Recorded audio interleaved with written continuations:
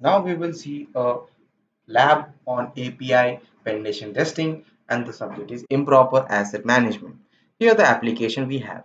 CVS CareTrack is an online prescription benefit management PBM and a mail order pharmacy service. So as a penetration tester, we have to penetrate a web application. Here I will play the role of Bob. CBS CareTrack development team has launched several new updates that improve the authentication and account recovery workflow for its users.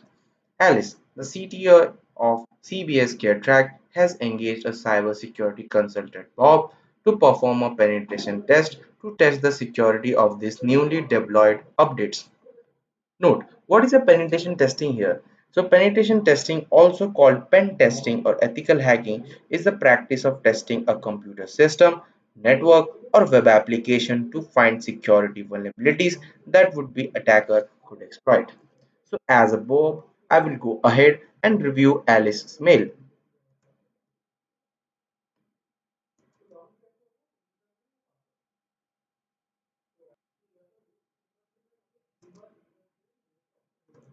As the application loads, so I will go ahead and load the CVS CareTrack web application in the browser using the following URL. Here we have to analyze the attack surface. Bob begins his assessment by browsing through CVS CareTrack user interface menus and function to get a feel for the product and to further identify test scenarios and develop security test cases.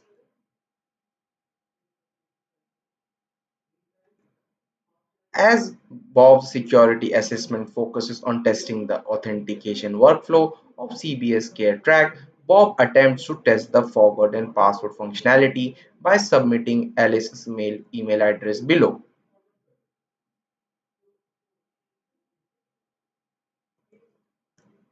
Token. So upon submitting Alice's email address, the CBS CareTrack application renders a token verification form requiring Bob to submit a token value, which in this case is sent to Alice's email. Bob decides to brute force the token verification form by submitting multiple token values.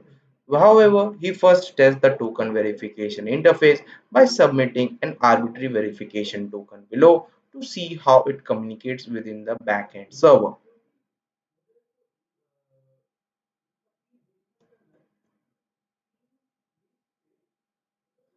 As Bob, I will go ahead and submit the verification token value. And I have to intercept the request. To understand how CVS GetTag token verification communicates with the backend server, Bob intercepts the HTTP request generated by the browser using an application web proxy. So what is a web proxy here? A web proxy is known as HTTP proxy is a software debugging tool that enables web developers to view and modify raw HTTP requests and HTTPS traffic between the machine and the remote web application. This may include HTTP, HTTP request and response data and request parameters and headers, etc. So as a blob, I will click Analyze Request to review the HTTP request.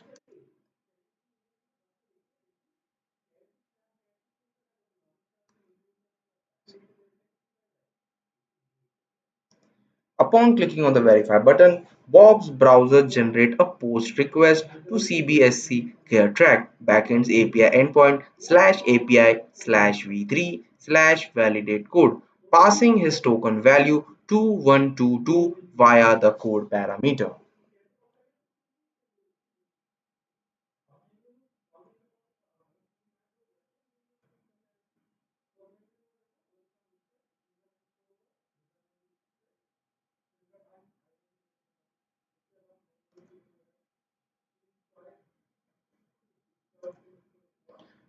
Now I have to analyze the response here.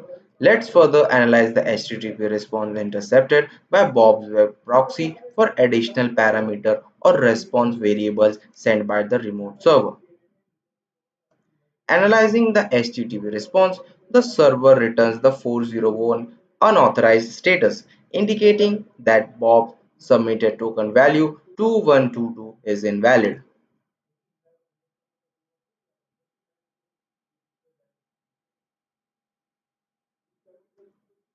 Bob further notices an additional parameter remaining attempts set to 4, indicating that anti-brute force mechanisms are in place to prevent brute force attack against the token verification.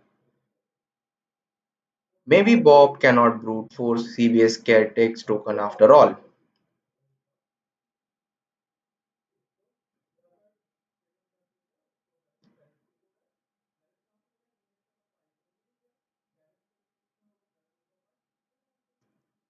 Last try. However, before giving up, I attempt one final attack against CBS care tokens validation endpoint. I resubmit the following invalid token again.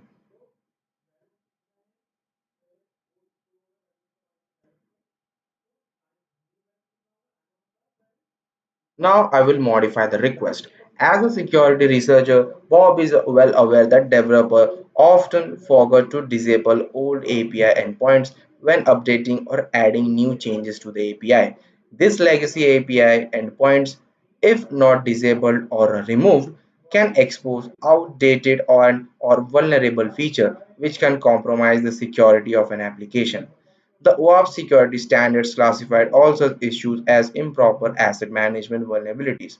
To test this against the /API /v3 validate code endpoint, Bob attempts to replace the version v3 to the following within the API URL.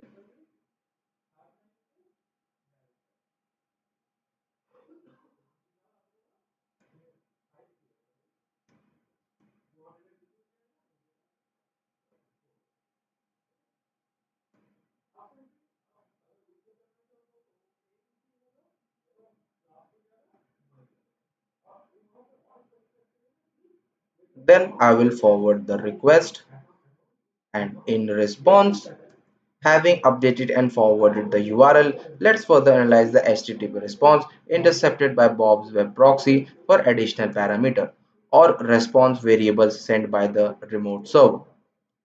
Analyzing the HTTP request, the server returns the status 401 unauthorized, again indicating that Bob's submitted token value to 1000 is invalid.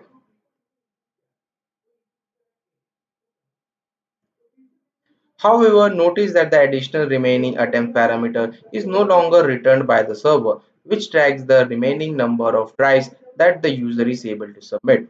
Maybe B1 version of the API is vulnerable to token brute force attacks.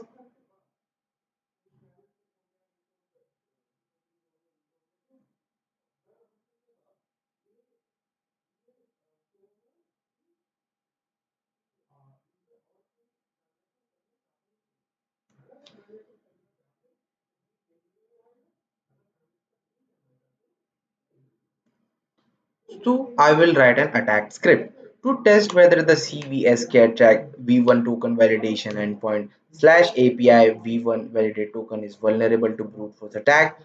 I create a Python script bruteforce.py that runs the curl command against CBS track token validation endpoint and submit a 4-digit token for verification. Should the token value not match, the script will iterate the token value by 1 and try again, repeating until a match is found. So here I will run the Python brute force tool and see it's working.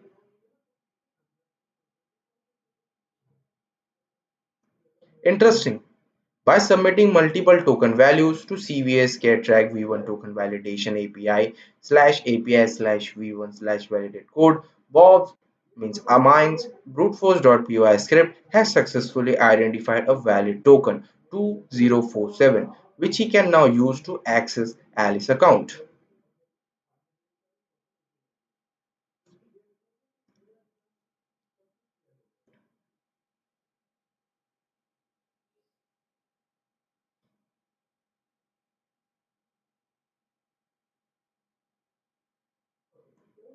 So I will try logging again. Having potentially identified the correct verification token value for Alice CBS track account, I attempt to log in using the brute force verification token value account takeover. C. Success. By simply accessing a deprecated endpoint for token validation, Bob has successfully managed to bypass CBS track anti-brute force protection checks against token brute forcing and further managed to compromise Alice's account. So what is the wrong code here? So let's analyze the vulnerable code. To understand the root cause of the brute force attack against CBS tracks slash API slash V1 slash validate code endpoint, let's take a look at the source code used for validating the two-factor token.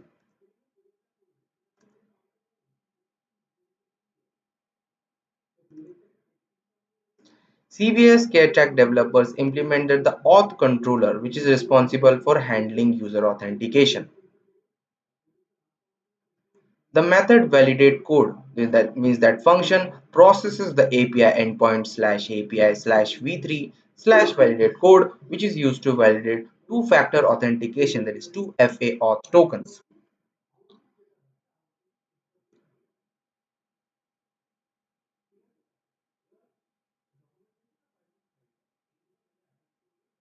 This method provides user within a limited number of validation attempts. If the user exceeds the number of attempts, the code is regenerated, preventing the user from performing the brute force attack.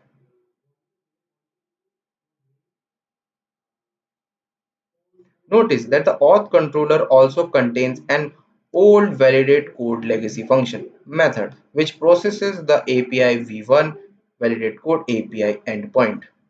API endpoint, this method is not used anymore and considered a legacy code.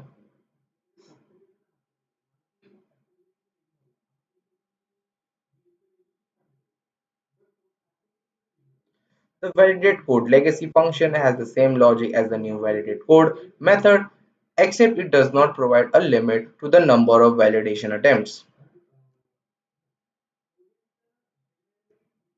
By finding this deprecated and insecure API endpoint, Bob managed to perform the brute force attack maliciously, obtaining the authentication token. So what's the mitigation of this? APIs tend to expose multiple endpoints over traditional web applications, making proper and updated documentation highly important. To address this, proper host and deployed API versions inventory also play an important role to mitigate issues such as deprecated API versions and exposed API routes available in live systems. Further, to mitigate against API vulnerabilities caused by improper asset management, developers should always make sure that no outdated or legacy API endpoints are available for use in the production environment.